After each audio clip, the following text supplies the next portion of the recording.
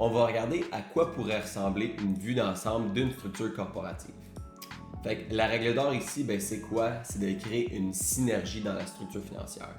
Fait que tous les éléments sont un peu interreliés puis on veut pouvoir créer une machine financière qui est puissante pour générer des revenus passifs grâce à des compagnies. On va regarder un exemple d'une structure financière corporative en commençant par la compagnie opérante puis en intégrant aussi l'aspect d'une compagnie de gestion.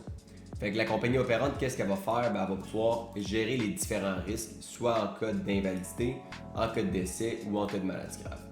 Mais un coup que les risques sont gérés et que la rentabilité future d'entreprise n'est pas compromise à cause d'une bad luck qui pourrait arriver à l'actionnaire, elle va envoyer l'excédent des profits dans la compagnie de gestion. Fait que la compagnie de gestion, qu'est-ce qu'elle peut faire après ça? Il y a deux choix communs qui sont faits. Le premier, c'est d'ouvrir un compte non enregistré, faire des placements fiscalement avantageux, générer du gain en capital, verser des dividendes non imposables, tout le kit. Puis après ça, elle peut aussi investir dans une assurance vie universelle ou une assurance vie participative pour obtenir une croissance à l'abri de l'impôt de son argent, puis obtenir un effet de levier supplémentaire. Un coup que tout ça est en place, l'actionnaire et la compagnie vont pouvoir se garder plus d'argent dans leur poche puis payer moins d'impôts.